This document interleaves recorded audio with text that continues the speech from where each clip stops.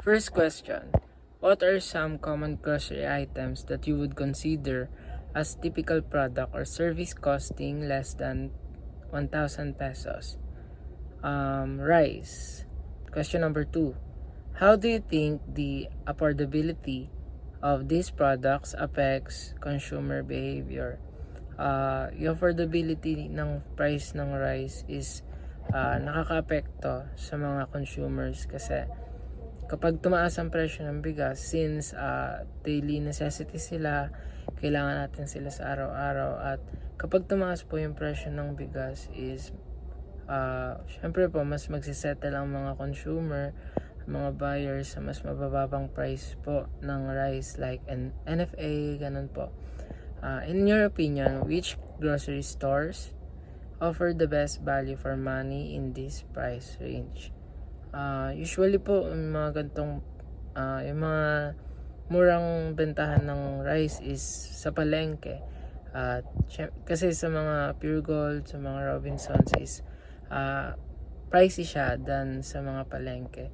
Can you name a few popular brands that provide products within this budget? I'm not sure if brand sila, pero yung mga Liwayway, yung mga Angelica, ganon. How do you think the quality of these products compares to more expensive alternatives? So, ang rice is may mga alternatives po sila, which is more expensive than the color white, like black grains, black rice, brown rice, like that. Syempre, since mas mahal yung mga black rice, yung mga brown rice is mas masarap sila, and less carbs ata sila if I'm not mistaken than the white ones po. Next is, what are some strategies grocery stores use to keep their prices low while still maintaining profitability? I think their price monitoring and yung pagiging price competitive ng kanilang mga tinda, kasi 'di ba? Kapag they monitor the prices kung saan nila kinukuha yung product, then kung magkano yung profit na ipapatong nila for that, and they are making sure na mas mababa yung price nila than their competitors. That's why I think ayun yung nagiging strategies nila kung bakit profitable pa rin yung store nila even though low ang price ng kanilang mga tinitinda. In your experience, do you think customers prioritize price or quality when purchasing groceries? Kung ako yung tatanungin, syempre, dun ako sa quality, kahit pricey. Pero, syempre, most of the Filipino, alam naman natin na nagsisettle sila sa mga mababang price. Kahit yung quality is hindi naman ganun kataas, it's because of their na rin siguro, kakulangan or nagtitipid. Low-cost products is very important sa mga tao, especially sa mga Pinoy na kapos, kasi ayun lang yung afford ng budget nila. How do you think the availability of these low-cost products impacts food accessibility for people with limited budgets? So, syempre, yung low-cost products is very important, especially sa mga Pilipino na kapos, hindi sapat lang yung budget para sa araw-araw at walang sobra. At syempre, how do you think the availability of these low-cost products impacts food accessibility for people with limited budgets? So, low-cost products is very important for people na kapos or sakto lang yung budget nila for everyday. And yun, important siya. And next question, can you give an example of a specific product that is both affordable and popular among customers? I think Lucky Me, yung mga noodles nila, yung pancit canton, like that. Kasi siya, affordable, then popular siya kasi 'di ba? Syempre, kapag nakita natin sa FB yung mga pancit canton, yung mga noodles na may kasamang nilagang itlog na sunny side up pa yung luto ng nilaga, ganon. Kumbaga popular siya yet affordable. So how do you think the landscape of grocery shopping may change in the future considering the growing demand for affordable products? So I think po, sa future, ang mangyayari po is, pupunta tayo ng shop, grocery store, physically. Then, i-scan na lang natin yung mga code ng products. Then, magbabayad tayo sa counter without the needs na bitbitin yung mga products. Dahil i-scan lang natin sila, QR code. Then, yung product, babayaran natin siya sa physical store. Then, madi-deliver na siya sa bahay. Ganun. I think ganun yung mangyayari sa future. Kumbaga, more on high-tech talaga.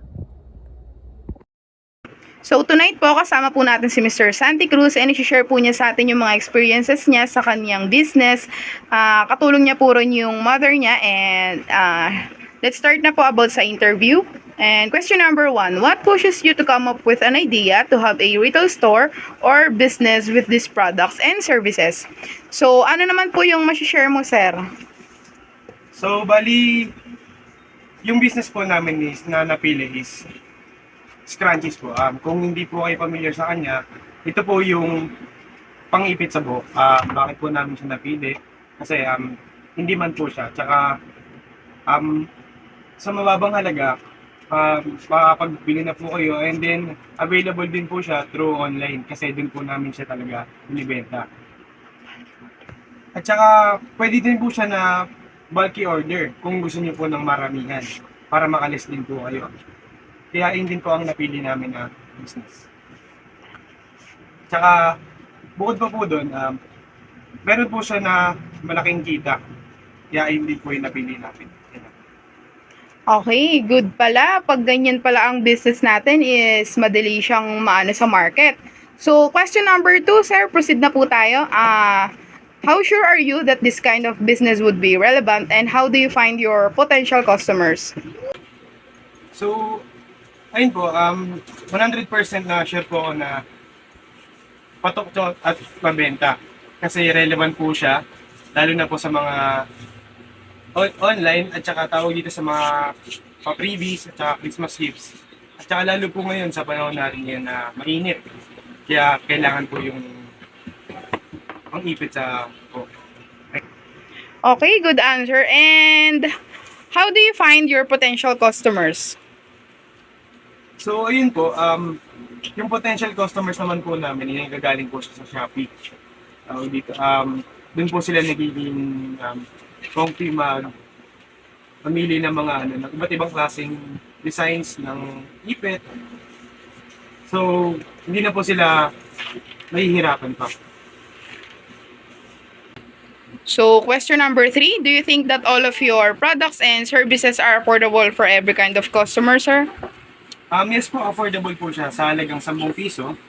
Makakabili na po kayo ng aming pang-ipit. May trabaho man o wala, estudyante man kayo o hindi, makakabili po kayo ng aming ipit sa halagang 10 piso at saka ganito lang po siya kalaki. Tsaka sa 10 piso na halaga niya is tawag dito, sobrang quality po ng aming product. Okay, great. Makabili nga niyan minsan. So, question number 4, sir. How did you price your products and services?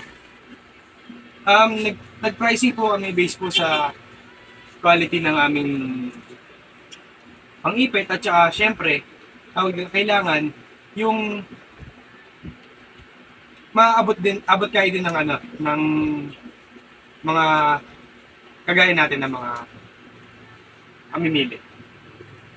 Okay, and question number 5, do you think the quality of your products and services are enough to satisfy your customers?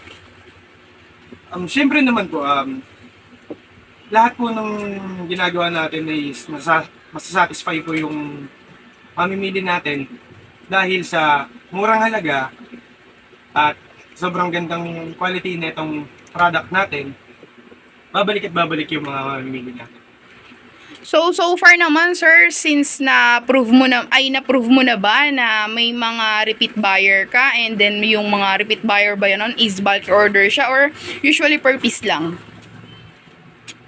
Actually, yung natin, yung mga ganyan natin na order, yung mga ipit natin is dito sa bulky order siya kasi yung siya mismo nagpapaulit-ulit Tsaka, ayun lang. So marami na rin kayong repeat buyer. And then, question number 6. How can you defend your products and services better than the other competitors? Sa amin naman, dedepensan yung item namin sa tawag dito, sa murang halaga lang. Kasi sa halagang 10 pesos lang, meron ka ng good quality na product at saka kahit ano pang estado mo sa buhay, makakabili ka na. So, upang matagalan naman siya kahit 10 pesos lang siya. Okay, na question number 7. What are the strategies you did to get your potential customers to trust your products and services? Sa tingin mo, sir, ano yung mga nagawa nyo or yung mga napatunayan nyo sa mga repeat buyer nyong customer in order for them to purchase again your product? Sa reviews namin, through online. At saka, meron din kami na tawag dito, may mga nag-walk-in na din mismo sa amin sa sobrang patok namin. At saka isa pa sa online selling sa Facebook page. At saka sa mga iba pang social medias. Okay. So, ilang years na ba ulit kayo nag-scrunchies? More than 5 years na po. Matagal na nga. So, enough na sigurong proof yan, no, na marami na talagang nagtitiwala sa inyong customer. So, move na tayo. Question number 8. In your experience, do you think your price is worth it for the quality of your products and services you can provide for your customers? Opo naman, dahil nga po sa sabi ko kanina, dahil sa murang halaga at saka sa ganda ng product natin at sa kalidad nito, babalik at babalik yung ating mamimili. Kaya sinisigurado ko na worth it yung pagbili nyo ng aming product. Okay. So, last 2 questions. So, question number 9. How would you compete with the competitors in the future while maintaining your quality products and services considering the growing prices of your products and services? So, tingin mo, sir, since ngayon sa panahon natin is halos lahat nagmamahal na. Sa tingin mo, kaya nyo pa rin bang mag-stay sa 10 pesos lang na price ng scrunchies pero andun pa rin yung quality? Or magtataas kayo pero magpo-provide kayo ng mas better na quality? Which is which? Sa tingin ko mag-i-stay pa rin kami. Kasi doon na kami nakilala. At saka kung sa other competitor naman namin, mas okay na yung kung saan kami nakilala, doon pa rin kami makikilala. Dahil mas okay na mas patok na kami doon. Kaya hindi na kami magbabago pa. Okay. So, last one. What are the strategies you think can affect the customer's decision making in terms of this kind of business? So, ayun. Ang nakaka-apekto sa mga customer namin, siguro sa tingin ko, dahil nga sa affordable na price, tsaka sa kalidad ng product namin, at saka sa sobrang worth it nito, ayun yung nagpapatibay at saka nakakapagbuo ng desisyon ng customer sa halagang piso lang. Pero meron ka ng ipit, matibay na, at saka tumatagal pa ng matagal. Kaya siguro, doon din namin na papanatag yung customer namin sa pagdidesisyon na magpili ng aming product. Ayun. Okay, so tapos na tayo, sir, and then ayun lang naman yung mga questions ko, and thank you for giving us time tonight, and have a good night, sir. Hello everyone, I'm Jenica Duhilag, working mom and a mother of 2. As a working mom in your specific job, what specific needs and desire does the product or services fulfill the customer? By functional needs, yun yung mga basic needs a product or service na sineserve. They are often na madali lang mahanap, katulad ng example, cellphone, Kailangan natin ng cellphone para makipag-communicate sa mga relatives and even sa mga friends na nasa malayo, 'di ba? Tsaka pwede rin yung itong entertainment tsaka mga ibang information at iba pa. Question number 2. How does the customer perceive the value of the product or services in the relation to their personal goals? For me, identifying personal goals, ito yung mga needs versus wants.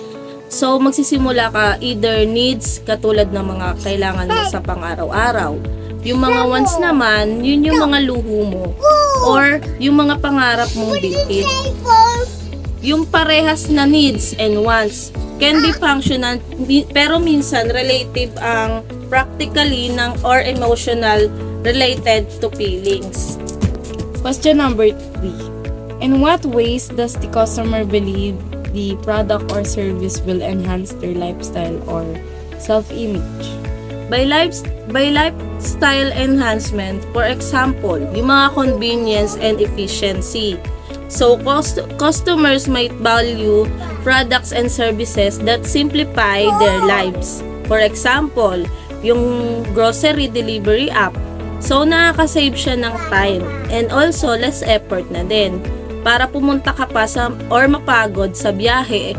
Sa example na yan, enhancement natin yung efficiency of convenience. Question number 4. What emotion does the customer associate with the decision to invest in this product or service? For me, customer experience ay merong range ng emotions. Tulad sa pagde-decide ng mag-invest sa isang product or service. For example, happiness and satisfaction by feeling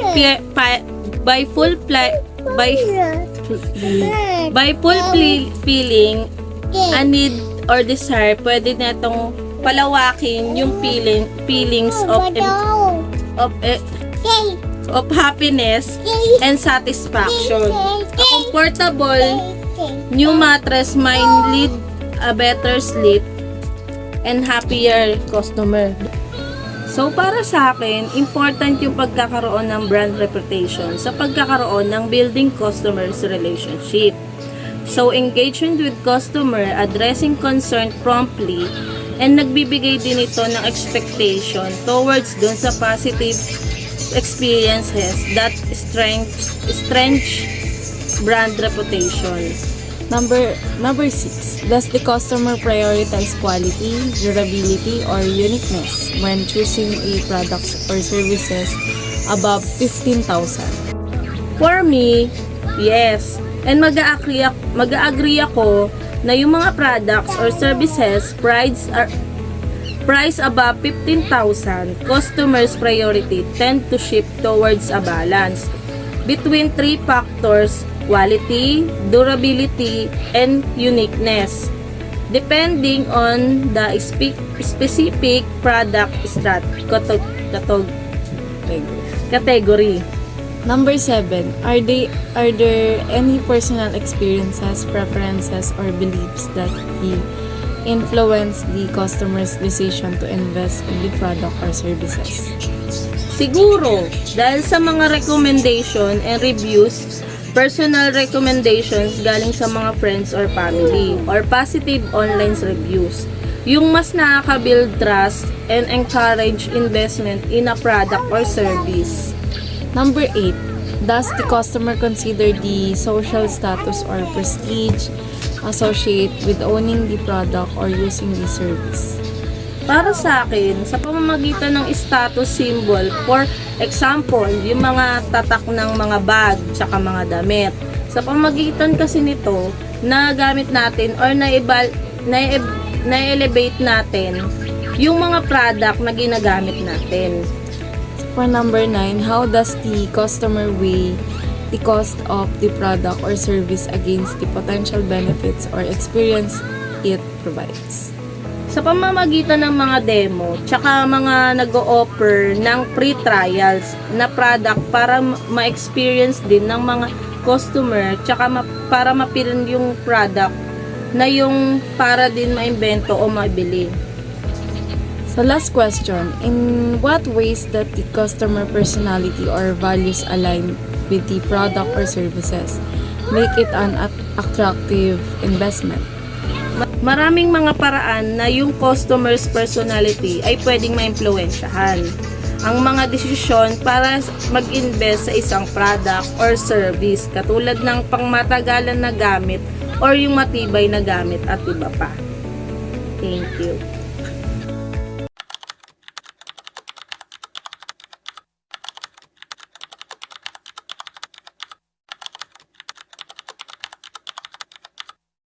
Thanks for watching.